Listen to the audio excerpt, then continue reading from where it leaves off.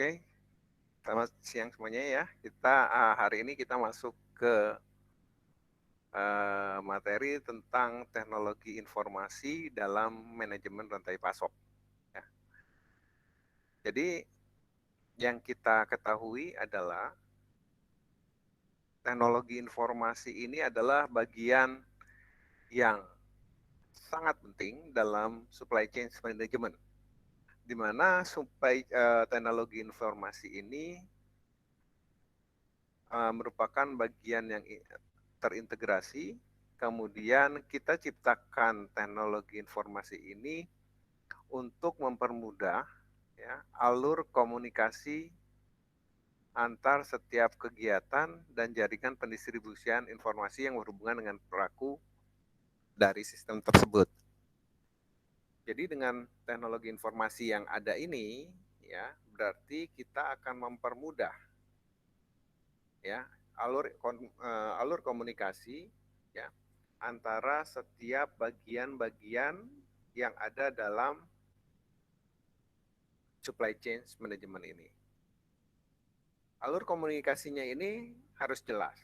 Alur komunikasi ini harus lebih mudah sehingga tidak ada distorsi informasi antar setiap bagian-bagian yang berhubungan. Sini, ya. Oke. Di sini ada peran informasi dalam rantai pasok, di mana kita lihat, kita ambil contohnya. Dalam rantai pasok ini ada yang dinamakan pemasok sampai ke pelanggan. Jadi tidak hanya pemasok saja ataupun produksi saja ataupun gudang di dalam rantai pasok. Kita ambil contoh di sini misalnya dengan adanya teknologi informasi, misalnya pemasok. Pemasok ini mendapatkan pesanan dari bagian pengadaan. Ya. Bagian pengadaan ini akan memesan dengan kuantiti tertentu terhadap pemasok. Nah, sekarang cuma kita akan melihat berapa besarnya pesanan yang kita harus pesan kepada pemasok. Nah, kita ini akan tahu berapa besarnya pesanan itu berdasarkan dari bagian produksi. Ya. Dari bagian produksi, itu akan memberitahu ke bagian pengadaan kebutuhannya dan spesifikasi material yang dibutuhkan itu berapa dan bagaimana. Ya, oke. Nah, sekarang kita misalnya untuk bagian pengadaan ini sudah mengetahui kebutuhannya berapa. Kalau kebutuhannya berapa dan spesifikasinya bagaimana, kita lakukan pemesanan kepada pemasok. Tetapi sebelum kita melakukan pesanan, kita juga harus melihat ke bagian keuangan. Budgetnya berapa? Dengan kebutuhan dan spesifikasi material yang dibutuhkan di bagian produksi. Apakah budget ini mencukupi atau tidak? Sekarang bagian keuangan itu akan melihat budget itu berdasarkan apa? Mereka akan melihat di bagian pemasaran dan penjualan, berapa hasil pemasarannya, berapa hasil penjualan terhadap produk yang dihasilkan dalam perusahaan ini. Nah, kalau misalnya mereka sudah tahu berapa hasil pemasaran, hasil penjualannya, mereka akan menentukan budget ini. Budget yang bisa digunakan untuk pembelian kebutuhan spesifikasi material. Oke, misalnya kebutuhan dari produksi ini adalah 100. Berdasarkan informasi ini, kita budget yang disiapkan itu cukup. karena dia melihat hasil pemasaran dan penjualan juga cukup. Sehingga bagian keuangan ini akan membuat purchase order sebanyak 100 ke bagian pengadaan. Oke, setelah ini bagian pengadaan baru melakukan pemesanan kepada pemasok. Nah, dari pemasok mereka akan melihat kapasitas mereka untuk nilai 100 ini cukup atau tidak. Dan kapan mereka akan bisa mengirim sesuai permintaan dari bagian produksi. Nah, ini adalah salah satu contoh sirkulasi dari peran informasi dalam rantai pasok. Nah, semua peran informasi ini harus dalam keadaan real time. Tidak ada distorsi antara bagian A dengan B, B dengan C, C dengan D misalnya. Ya, kesemua ini tidak boleh ada distorsi. Kalau misalnya ada, akan terjadi permasalahan nantinya. Ya, inilah kenapa kita memerlukan teknologi informasi dalam suatu rantai pasok. Ini salah satu contohnya. Ya, untuk yang lain sama seperti itu. Jadi setiap bagian akan ada keterkaitan antara bagian yang satu dengan bagian yang lainnya. Ya, keterkaitan ini harus real time. Supaya apa? Jangan sampai misalnya produksi ini butuh bahan baku untuk 3 hari yang akan datang. Sedangkan jalur informasi dari produksi sampai ke keuangan saja membutuhkan waktu yang lama. Sehingga nanti pemasoknya waktunya akan lebih lama lagi mengirimkan ke bagian produksi. Oke, sampai di situ untuk peranan informasi ya, kurang lebih seperti itu. Oke. Kemudian dari karakteristik informasi itu harus sifatnya akurat. Akurat berarti apa? Tadi yang saya bilang bahwa tidak adanya distorsi.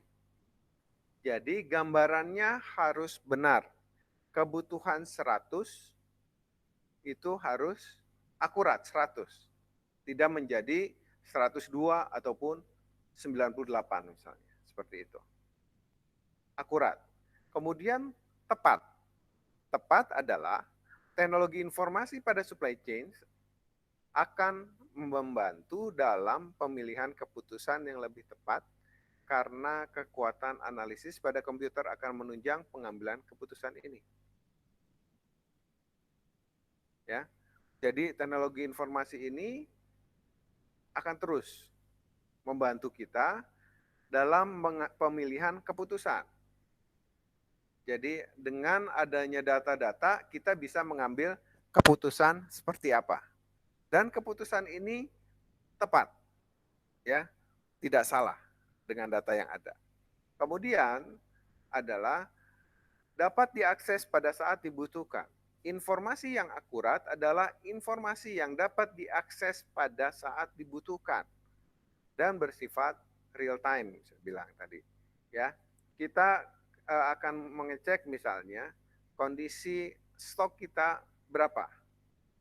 Tidak ada jawaban misalnya kondisi stok kita adalah kira-kira 500. Nah, berarti ini adalah tidak akurat. Karena apa? Posisinya masih kira-kira. Ya. Kalau misalnya kita cek stok kita berapa? 500. Ya sudah, benar-benar 500 bukan kira-kira. Oke.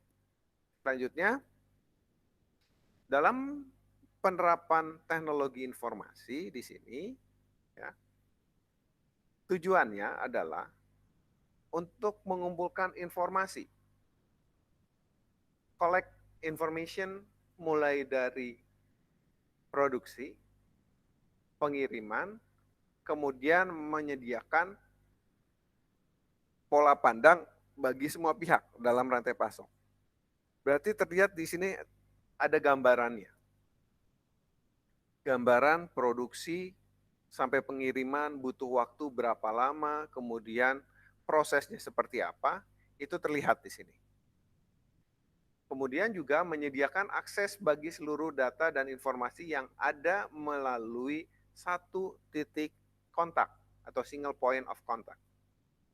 Berarti datanya semuanya satu titik kontak.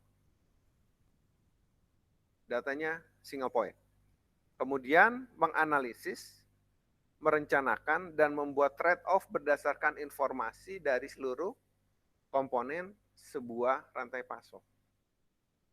Jadi dengan teknologi informasi ini kita bisa analisis, kita bisa planning, perencanaan, dan membuat trade-off. Ya. Ini kita harus mengambil keputusannya seperti apa. Pengambilan keputusannya apa yang harus dilakukan. Ya, sehingga kita bisa berkolaborasi di sini, ya, kolaborasi dengan partner untuk mengatasi ketidakpastian. Jadi di sini contoh misalnya tadi supplier kita. Ini mau ada pesanan nggak ya ke kita? Pesanannya berapa? Nah, kalau misalnya ada pesanan nggak ya, ada tanda tanya berarti ini kita berarti ada ketidakpastian. Dan berapa pesanannya? Nah, ini yang harus diperhatikan. Ya, jadi dengan adanya teknologi informasi ini kita bisa kurangi ketidakpastian ini. Ya. Infrastruktur dalam teknologi informasi itu macam-macam, ya. Contohnya yang kita kenal adalah ada hardware di komputer, ada software, kemudian juga database, kemudian komponen jaringan telekomunikasi, kemudian ada platform internetnya, kemudian ada software aplikasi enterprise. Ini semua terkolaborasi di sini. Ya. Kemudian komponen dalam teknologi informasi dalam rantai pasok itu menurut SIMCI itu ada 4. Yang pertama adalah strategis, taktis, perencanaan operasional, dan pelaksanaan operasional. Jadi ada perencanaan, ada pelaksanaan ya, ada 2 di sini. Oke. Kemudian menurut Chopra and Mendel, software pendukung rantai pasok terbagi menjadi 3 kalau menurut Chopra dan Mendel. Supplier Relationship Management, Internal Supply Chain, Customer Relationship Management. Ya. Jadi ada 3 menurut Chopra dan Mendel. Nah, tetapi ketiga poin ini sebenarnya masuk ke dalam pelaksanaan operasional. Nah, di sini berarti yang 3 ini kalau kita lihat masuknya ke dalam yang nomor 4 di SIMCI Levy. Ini berarti semuanya kalau kita gabungkan malah jadi ada 6. Operasional ini kita terbagi menjadi supplier relationship, internal supply chain, customer relationship management. Ya. Ini kerangka kerja komponen rantai pasok di sini Anda lihat, misalnya di bisnis ada upstream e-commerce, internal downstream e-commerce, kemudian strategisnya ada perancangan jaringan, ya. Taktisnya ada supply chain, master planning, ada inventory planning dan sebagainya. Ini adalah ini bagian hulunya, ini bagian internal dan ini bagian hilir. Hulu itu bagian yang atasnya, kepalanya, ya. Hilir bagian ke bawahnya. Oke. ERP. ERP adalah sebuah software biasanya yang mengintegrasikan seluruh departemen dan fungsi-fungsi dari sebuah perusahaan ke dalam satu sistem komputer yang dapat melayani kebutuhan berbagai departemen. Jadi enterprise resource planning ini dia melayani berbagai departemen yang ada di sini. Ada misalnya customer web portal, ada purchasing, ada manufacturing, ada finance, ada dashboard, ada distribution. Nah, kita kolaborasikan semua dengan menggunakan ERP. Semuanya ada dalam ERP. Karakteristik dari ERP ini seperti apa? Menurut Daniel O'Leary adalah suatu paket perangkat lunak atau software yang didesain untuk lingkungan pelanggan pengguna server, apakah secara tradisional atau berbasis jaringan. Kemudian sistem ERP juga memproses sebagian besar dari transaksi penjualan.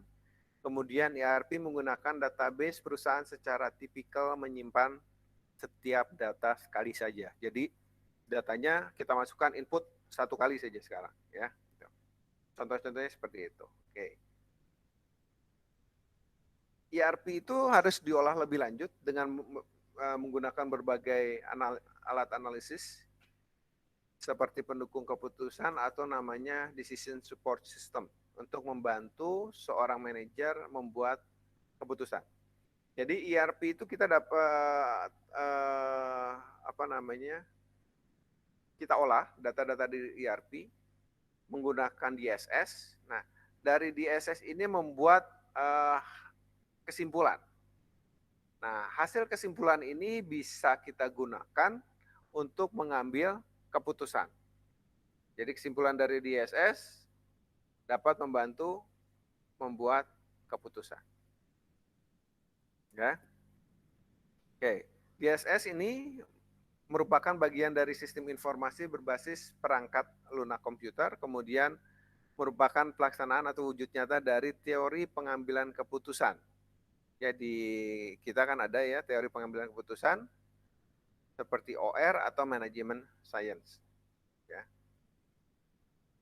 Kemudian yang tadi ada dari Simcilevi ada 4 tadi, perancangan sistem strategis, taktis, perencanaan operasional, dan pelaksanaan operasional.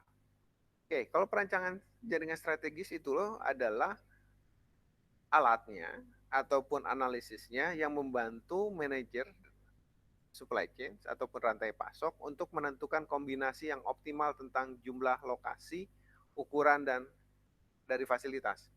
Jadi di sini kita bisa menentukan contohnya lokasi perusahaan ini di mana nih kira-kiranya. Ada berapa? Kemudian ukurannya seperti apa? Fasilitas yang ada di sini nanti apa saja? Nah, ini adalah perancangan jaringan strategis. Kenapa ini dibuat? Ini dibuat adalah untuk menyeimbangkan biaya yang harus dikeluarkan dan tingkat pelayanan yang diberikan. Jangan sampai misalnya kita mengeluarkan biaya yang tinggi, ya, biaya yang tinggi, tetapi pelayanan yang kita berikan tidak sesuai, ya. Nah, ini akan bermasalah nantinya. Kemudian periode perencanaannya adalah bisa dalam waktu bulan, minggu, ya. Kita menggunakan data agregat dan ramalan jangka panjang. Oke. Berikutnya adalah taktis. Taktis adalah kemampuan untuk menentukan alokasi sumber daya pada periode perencanaan yang lebih pendek. Jadi di sini mingguan atau bulanan, ya.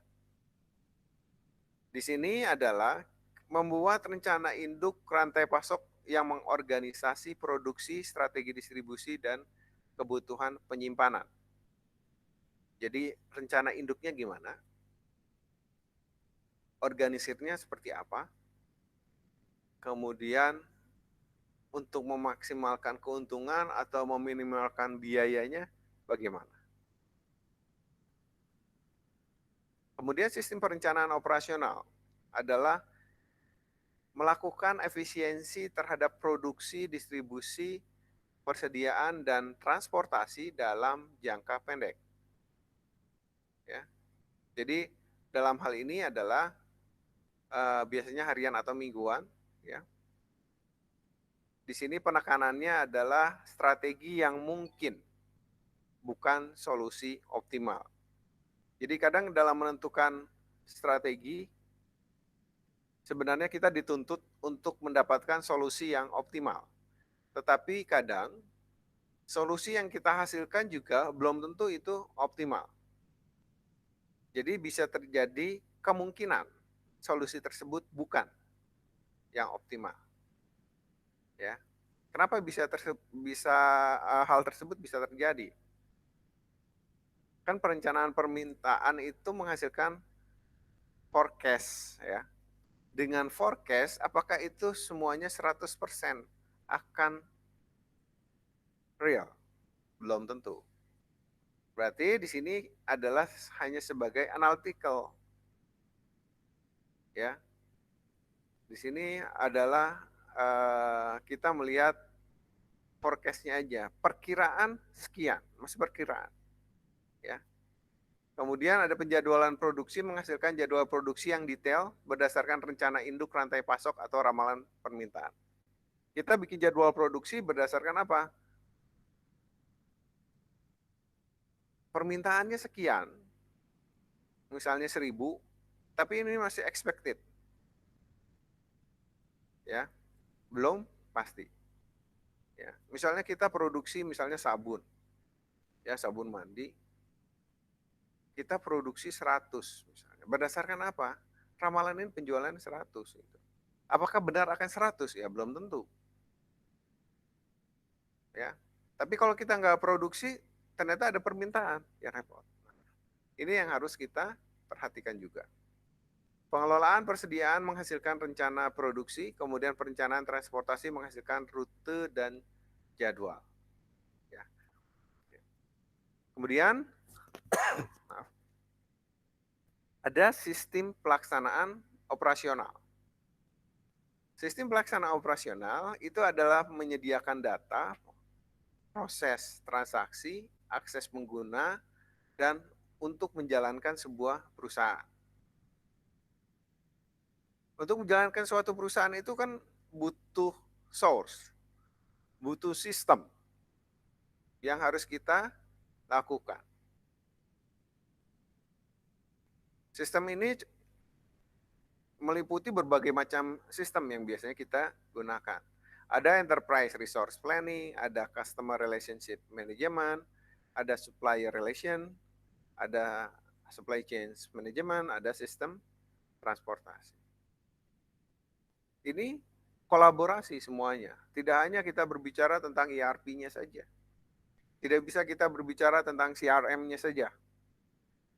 Tidak bisa kita hanya berbicara tentang supplier relation ataupun SCM-nya saja. Nah, ini meliputi keseluruhan. Dan semuanya ini harus ada kolaborasi. Ya.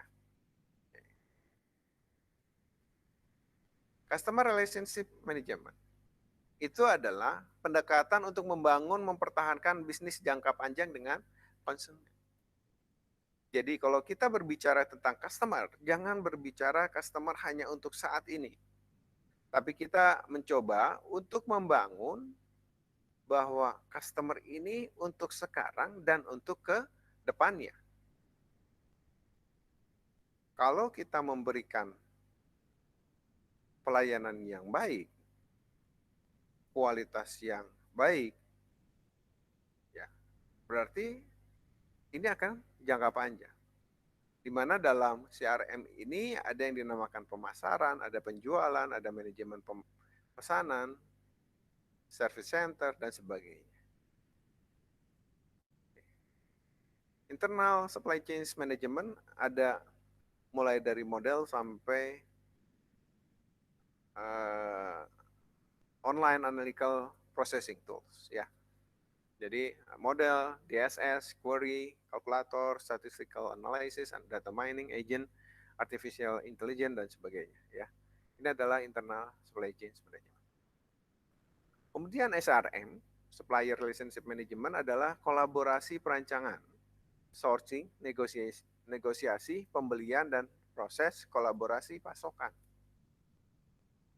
Ya, prosesnya ini kolaborasi rancangan. Berarti kita meningkatkan rancangan sebuah produk melalui kolaborasi antara perusahaan dengan pemasok. Source-nya adalah aktivitas yang terkait dengan pengadaan barangnya. Negosiasi, kita proses untuk mendapatkan kontrak yang efektif dengan harga dan parameter pemasok yang sesuai dengan kebutuhan perusahaan. Jadi jangan sampai kita melakukan negosiasi ataupun kita melakukan kontrak dengan perusahaan, ya, tetapi ternyata hasilnya itu tidak baik, ya, itu tidak sesuai, ya, dengan kondisi yang ada di perusahaan.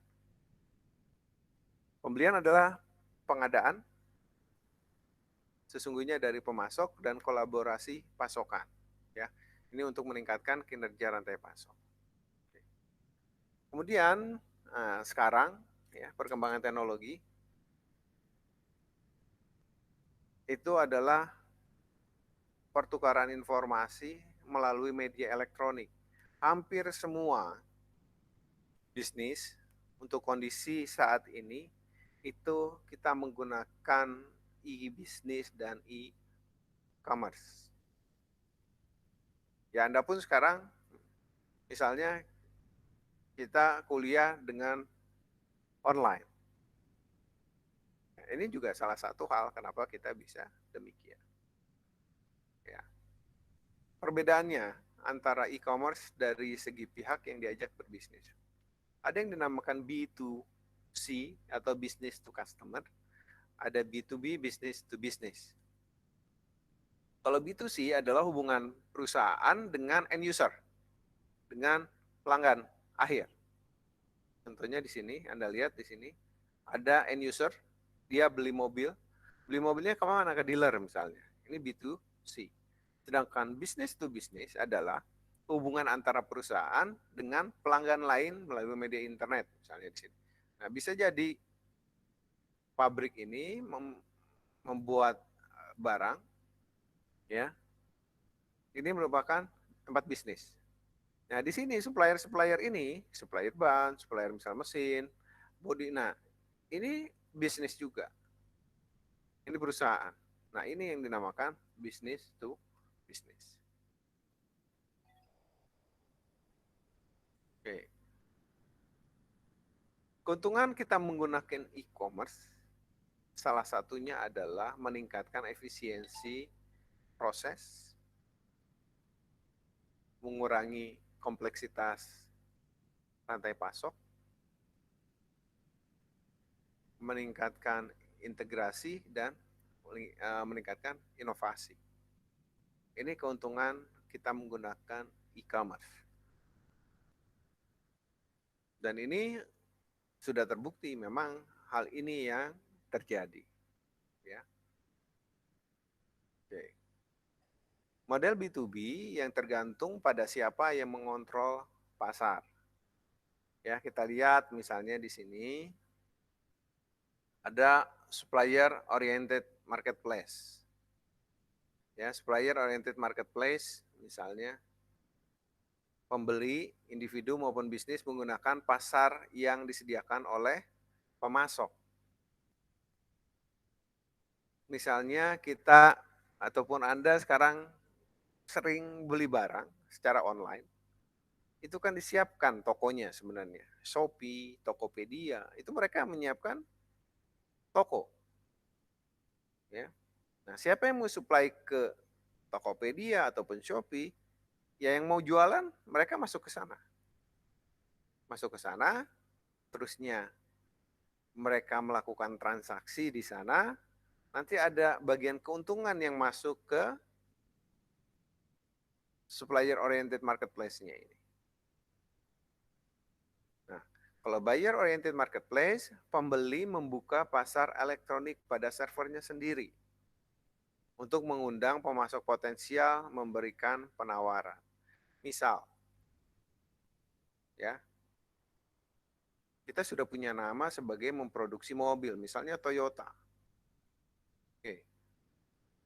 Toyota mau produksi mobil, yang mau jadi pemasoknya siapa? Toyota tinggal buka Siapa yang mau jadi pemasok dari kita? Mereka menyiapkan sistemnya.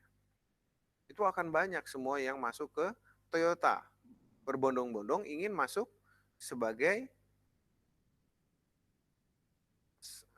suppliernya.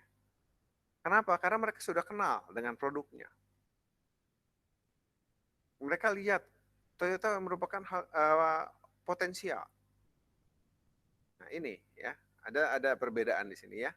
Kemudian ada intermediary oriented marketplace, terdapat perusahaan perantara yang menjalankan pasar tempat pembeli, penjual dan bertemu ya.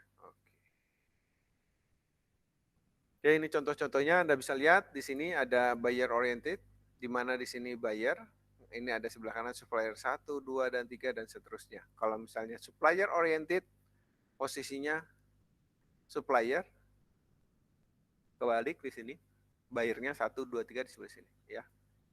Oke. Kemudian ada yang dinamakan e-procurement dan inbound logistik. Ini merupakan aktivitas utama dalam rantai pasok, kemudian penggunaan internet dalam e-procurement ini sangat membantu proses seleksi pemasok. Ya. Contoh adalah begini.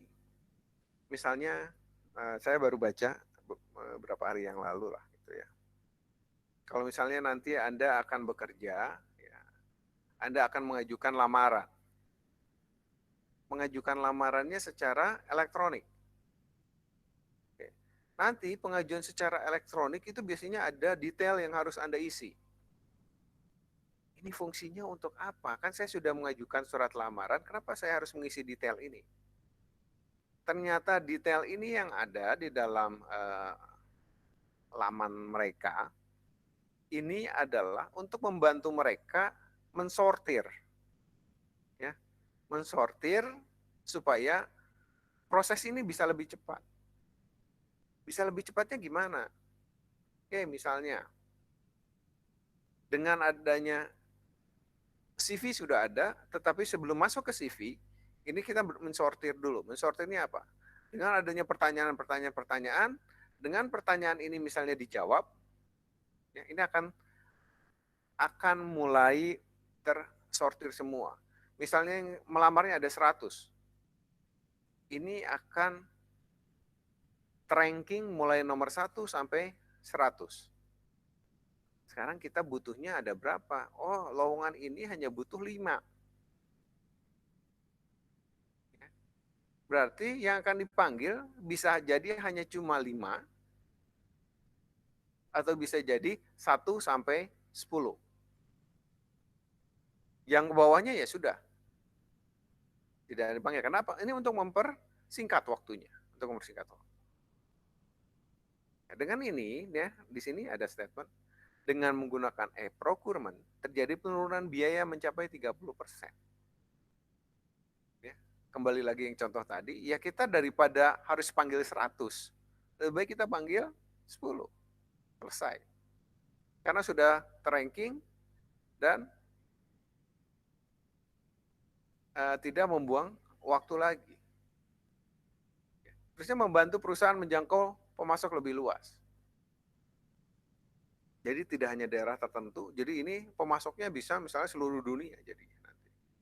Lebih efisien karena apa?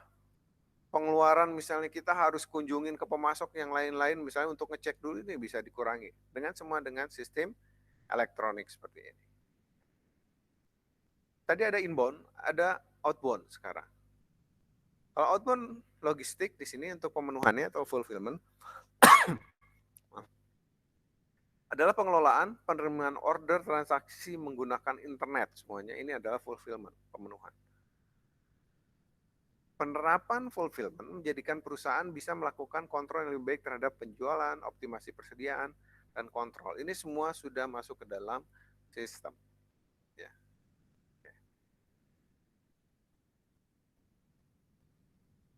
Oke, di sini. Oke. Ada tren terbaru dalam manajemen rantai pasok digital yang kita kenal adalah revolusi industri 4.0. Apa ini? Ini adalah revolusi digital tempat perpaduan teknologi yang mengaburkan bidang fisik. Jadi udah di sini fisiknya sudah abu-abu lah istilahnya ya, sudah gray. Ya, kenapa? Ini udah semuanya serba digital. Tapi efeknya luar biasa di sini. Produk peningkatannya, inovasinya ini akan tinggi. Kemudian dengan adanya ini, dengan adanya digital supply chain, mana peran digitalisasi terhadap rantai pasok semuanya akan terlihat semuanya secara detail. Ini adalah tren yang sangat luar biasa, istilahnya kalau dulu quantum leap, ya, loncat, ya bisa sampai seperti ini. Oke, ini materi untuk teknologi informasi.